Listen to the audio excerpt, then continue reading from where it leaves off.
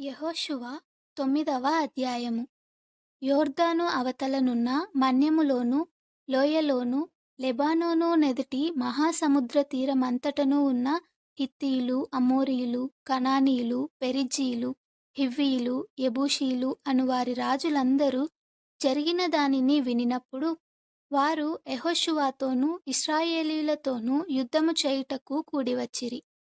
యెహోషువ యెరికోకును హాయికిని చేసిన దానిని గిబియోను నివాసులు వినినప్పుడు వారు కపటోపాయము చేసి రాయబారులమని వేషము వేసుకొని బయలుదేరి తమ గాడిదలకు పాత గోనెలు కట్టి పాతగిలి చినిగి కుట్టబడియున్న ద్రాక్షారసపు సిద్దెలు తీసుకొని పాతగిలి మాసికలు వేయబడిన చెప్పులు పాదములకు తొడుగుకొని పాత బట్టలు కట్టుకొని వచ్చిరి.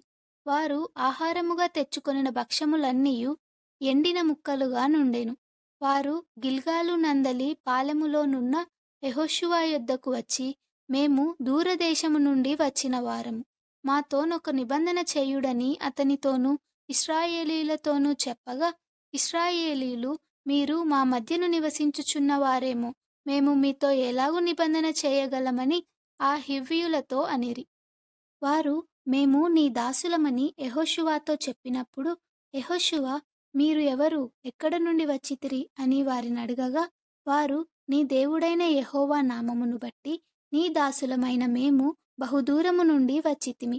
ఎలయనగా ఆయన కీర్తిని ఆయన ఐగుప్తులో చేసిన సమస్తమును యొర్దానుకు అద్దరినున్న హెష్బోను రాజైన సీహోను, అష్టరోతులోనున్న బాషాను రాజైన ఓగు అను అమోరీయుల 2 రాజులకు ఆయన చేసినదంతయు వింటిమి. అప్పుడు మా పెద్దలును మా దేశ నివాసులందరును మాతో, మీరు ప్రయాణము కొరకు ఆహారము చేత పట్టుకొని వారిని ఎదుర్కొనబోయి వారితో, మేము మీ దాసులము గనుక మాతో నిబంధన చేయుడి అని చెప్పుడి అనిరి. మీ యొద్దకు రావలెనని బయలుదేరిన దినమున మేము సిద్ధపరచుకొని మా ఇండ్ల నుండి తెచ్చుకొనిన మా వేడి భక్ష్యములు ఇవే. ఇప్పటికి అవి ఎండి ముక్కలాయెను. ఈ ద్రాక్షారసపు సిద్దెలను మేము నింపినప్పుడు అవి కొత్తవే. ఇప్పటికి అవి చినిగిపోయెను. బహుదూరమైన ప్రయాణము చేసినందున ఈ మా బట్టలును చెప్పులును పాతగిలిపోయెనని అతనితో చెప్పిరి. ఇశ్రాయేలీయులు యెహోవా చేత సెలవు పొందకయే వారి ఆహారములో కొంత పుచ్చుకొనగా, యెహోషువ ఆ వచ్చిన వారితో సమాధానపడి వారిని బ్రతకనిచ్చుటకు వారితో నిబంధన చేసెను.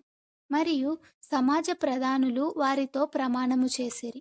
అయితే వారితో నిబంధన చేసి 3 దినములైన తరువాత వారు తమకు పొరుగువారు, తమ నడుమను నివసించువారే అని తెలుసుకొనిరి. ఇశ్రాయేలీయులు సాగి 3వ నాడు వారి పట్టణములకు వచ్చిరి. వారి పట్టణములు గిబియోను, కెఫీరా, బెయేరోతు, కిర్యత్యారీము అనునవి. సమాజ ప్రధానులు ఇశ్రాయేలీయుల దేవుడైన యెహోవా తోడని వారితో ప్రమాణము చేసియుండిరి గనుక ఇశ్రాయేలీయులు వారిని హతము చేయలేదు. కాగా సమాజమంతయు ప్రధానులకు విరోధముగా మొరపెట్టిరి.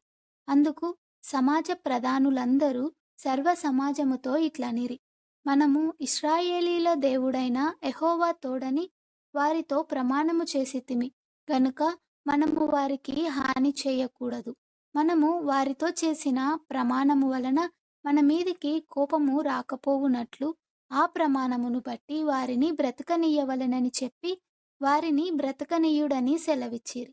గనుక ప్రధానులు తమతో చెప్పినట్లు వారు సర్వ సమాజమునకును కట్టెలు నరుకువారిగాను నీళ్లు చేదువారుగాను ఏర్పడిరి.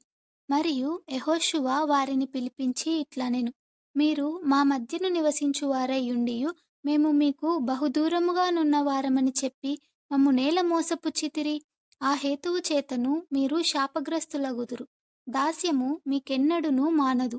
నా దేవుని ఆలయమునకు మీరు కట్టెలు నరుకువారును నీళ్లు చేదువారునై ఉండక మానరు. అందుకు వారు యెహోషువను చూచి, నీ దేవుడైన యెహోవా ఈ సమస్త దేశమును మీకిచ్చి మీ ఎదుట నిలువకుండా ఈ దేశ నివాసులందరినీ నశింపజేయునట్లు తన సేవకుడైన మోషేకు ఆజ్ఞాపించెనని నీ దాసులకు రుడిగా తెలుపబడెను. గనుక మేము మా ప్రాణముల విషయములో నీ వలన మిక్కిలి భయపడి ఇలాగు చేసితిమి. కాబట్టి మేము నీ వశముననున్నాము. మాకేమి చేయుట నీ దృష్టికి న్యాయమో, ఏది మంచిదో అదే చేయుమని యెహోషువకు ఉత్తరమిచ్చిరి. కాగా అతడు అలాగు చేసి ఇశ్రాయేలీయులు గిబియోనీయులను చంపకుండా వారి చేతులలో నుండి విడిపించెను. అయితే సమాజము కొరకును, యెహోవా ఏర్పరచుకొను చోట నుండు బలిపీఠము కొరకును కట్టెలు నరుకువారుగాను, నీళ్లు చేదువారుగాను యెహోషువ ఆ దినమందే వారిని నియమించెను. నేటి వరకు వారు ఆ పని చేయువారై